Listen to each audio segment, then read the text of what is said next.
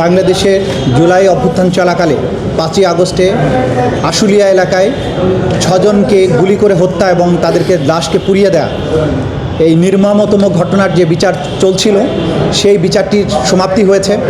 আগামী 5ই ফেব্রুয়ারি আন্তর্জাতিক অপরাধ ট্রাইব্যুনাল 2 আশুলিয়ায় ওই নির্মম হত্যাযজ্ঞের মামলায় রায় ঘোষণা করবেন এবং সেই দিনই এই মামলাটার চূড়ান্ত নিষ্পত্তি হবে। আপনারা কি আশা করছেন? সেই মামলায় আপনারা জানেন যে মানবতার ইতিহাসের সবচাইতে বর্বরতম ঘটনা একটা হচ্ছে যে নির্মমভাবে শুধু গুলি করে হত্যাই করা হয়নি, এই তরুণ ছাত্রদেরকে জীবন্ত অবস্থায় একজনকে এবং বাকি 5 জনের মরদেহ পর্যন্ত গাড়িতে তুলে পেট্রোল ঢেলে আগুন দিয়ে তারপরে খড়ি কাঠ দিয়ে তাদেরকে পোড়ানো হয়েছে। পৃথিবীর ইতিহাসে এরকম বর্বরতার নজির খুব কম আছে। সুতরাং একটা সভ্য দেশে পুলিশ বাহিনীর সদস্য হয়ে যারা জাতির সূর্য সন্তানদেরকে এভাবে হত্যা করেছে তাদের অপরাধ ক্রিস্টাল ক্লিয়ারভাবে প্রমাণ হয়েছে। অপরাধীদের চেহারা ভিডিওগ্রাফের বা ভিডিওর মাধ্যমে চিহ্নিত হয়েছে। ঘটনাস্থলে লাইভ উইটনেস আছে এবং প্রত্যক্ষদর্শী সবাই সাক্ষী দিয়েছেন। কাচের মতো স্বচ্ছভাবে প্রমাণিত হয়েছে। সুতরাং আসামিদের সর্বোচ্চ শাস্তি আমরা প্রত্যাশা করছি। এর বাইরে আজকে আন্তর্জাতিক অপরাধ ট্রাইব্যুনাল 1 আরও 2টি নতুন মামলায় অপরাধ আমলে গ্রহণ করেছেন এবং আসামিদের বিরুদ্ধে গ্রেপ্তারি পরোয়ানা জারি করেছেন। একটি হচ্ছে 2016 সালের 3রা আগস্ট যশোরের চৌগাছায় রুহুল আমিন এবং ইসরাফিল নামক 2 জন ছাত্র যারা রাজনৈতিক কর্মী ছিলেন তাদেরকে মিথ্যা মামলায় ধরে নিয়ে গিয়ে পরপর 2 রাত ধরে টর্চার করে তাদেরকে আদালতে উপস্থাপন না করে তদানীন্তন এসপি আনিস তার অধীনস্থ পুলিশদেরকে দিয়ে এদেরকে পায়ে গুলি করে সেই ক্ষতস্থানে আবার বালু ঢুকিয়ে দিয়ে গামছা দিয়ে বেঁধে তাদেরকে মিথ্যা মামলায় অস্ত্র দিয়ে চালান দেয়। পরবর্তীতে অস্ত্র মামলাটা মিথ্যা প্রমাণিত হয় এবং মামলাটার কিছু অংশ বোধহয় এখনও চলমান আছে।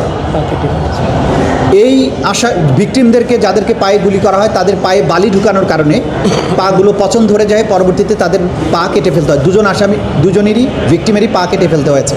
এই নিষ্ঠুরতম ঘটনায় যশোরের সেই সময়কার এসপি আনিসুর রহমান সহ মোট 8 জনের বিরুদ্ধে আজকে আন্তর্জাতিক অপরাধ ট্রাইব্যুনাল অভিযোগ আমলে গ্রহণ করেছেন এবং আসামিদের বিরুদ্ধে গ্রেপ্তারি পরোয়ানা জারি করে আগামী 16ই ফেব্রুয়ারি তাদেরকে আদালতে উপস্থিত করার জন্য নির্দেশ দিয়েছেন। তৃতীয় আর এই এসপি আনিসুর রহমান যিনি যশোরে ছিলেন তার সময়ে এরকম 16টি ঘটনার প্রমাণ 16 থেকে 18টি ঘটনার প্রমাণ আমরা পাচ্ছি, যেগুলো ক্রমান্বয়ে তদন্ত রিপোর্ট আমাদের কাছে আসবে বলে আমরা আশা করছি।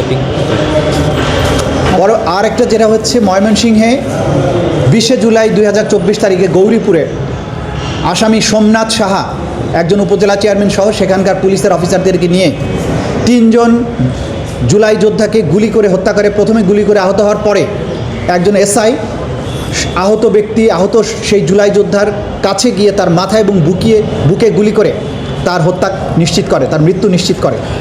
এই নিষ্ঠুরতম ঘটনায় সেই সময়ের পুলিশ বাহিনী, উপজেলা চেয়ারম্যান এবং আওয়ামী লীগের নেতাসহ মোট 9 জনের বিরুদ্ধে আনুষ্ঠানিক অভিযোগ আমরা দাখিল করেছিলাম।